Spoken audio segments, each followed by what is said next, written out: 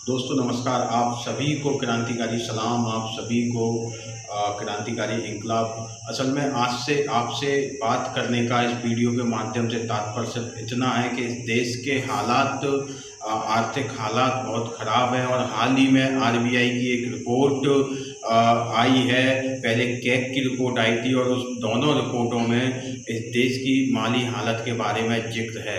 एक तरफ इस देश में G20 का जलसा होता है, उसमें 4,000 करोड़ से ज़्यादा रुपए खर्च किए जाते हैं। देश के प्रधानमंत्री की सिक्योरिटी और तमाम खर्चों को मिलाकर रोजाना का 1 करोड़ से ज़्यादा खर्च होता है।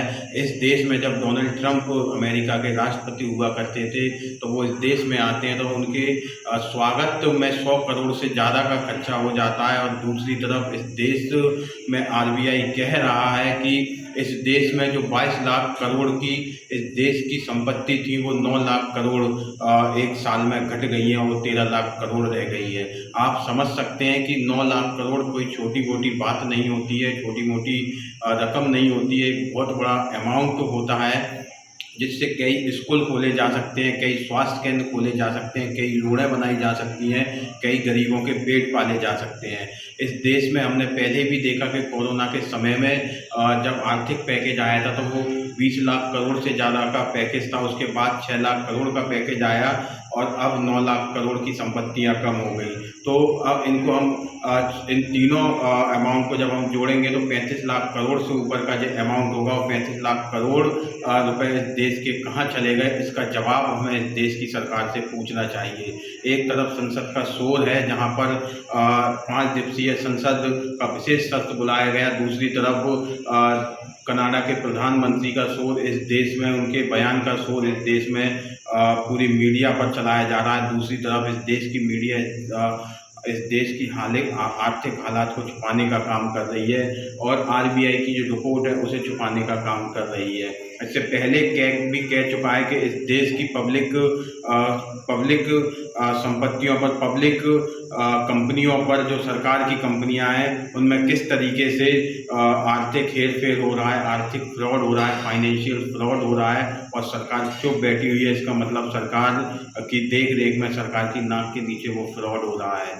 तो आपका और हमारा ये दायित्व है, जिस तरीके से इस देश में महिला आरक्षण के नाम पर वोट लेने का काम इस देश में किया जा रहा है, वर्तमान में इस देश की महिलाओं को अपने पक्ष में इस देश की सरकार मोड़ने का काम कर रही है और वो उस बिल के माध्यम से जिस तरीके का अन्याय किया जा रहा है, हालांकि लेकिन उस पूरे बिल से इन्होंने इस आर्थिक हालात को दबाने का काम किया है, उसका विरोध इस वीडियो के माध्यम से हम करना चाहते हैं और आप सभी से ये कहना चाहते हैं, आपका और हमारा ये दायित्व है। मैं आपसे कहना चाहता हूँ कि नोटबंदी तक इस देश में 15 साल से 24 साल तक के युवा 7 करोड़ रोजगार प्राप्त थे, जो कि वर्तमान में 5 करोड़ युवा रह गए। मतलब इस देश के अंदर पिछले कुछ सालों में 2 करोड़ नौकरियां गई हैं, जबकि सरकार ने जब इस देश में सरकार 2014 में मोदी सरकार आई थी तो 2 करोड़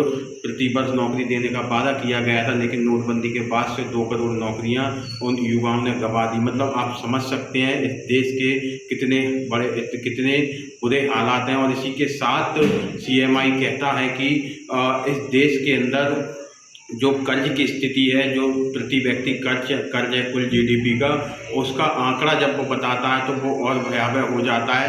अभी वर्तमान में 5.8% वो कर्ज है, जो कि पिछले साल 3.8 हुआ करता था और सामान्य परिस्थितियों में वो कर्ज 2.7 से ऊपर कभी नहीं गया है। आप समझ सकते हैं कि वो कर्ज दुगना वर्तमान में हो गया है। किस तरीके से इस देश के लोगों को, और ख़ासकर उन 80 करोड़ से ज़्यादा वो लोग जो इस देश के अंदर बीपीएल के नीचे आते हैं, जो 2 वक्त की रोटी के लिए तरसते हैं, 25 करोड़ वो लोग जो एक टाइम भूखे सोने पर मजबूर हैं, उन लोगों का इस देश में क्या स्थिति होगी। उनके हक और अधिकार के लिए देश की सरकार से सवाल पूछना जरूरी है और आपका और हमारा ये दायित्व बनता है, क्योंकि आप और हम इस देश में सामाजिक न्याय की स्थापना के लिए इस देश की सड़कों पर, मध्य प्रदेश की सड़कों पर लड़े हैं। आपका और हमारा दायित्व बनता है कि इस फाइनेंशियल स्थिति पर, इस देश की फाइनेंशियल स्थिति पर इस देश की सरकार से सवाल पूछें और उनसे ये जवाब की मांग करें कि आखिर इन लोगों ने आपका बिगाड़ा क्या है जो आप इन्हें बर्बाद करने पर तुले हुए हो।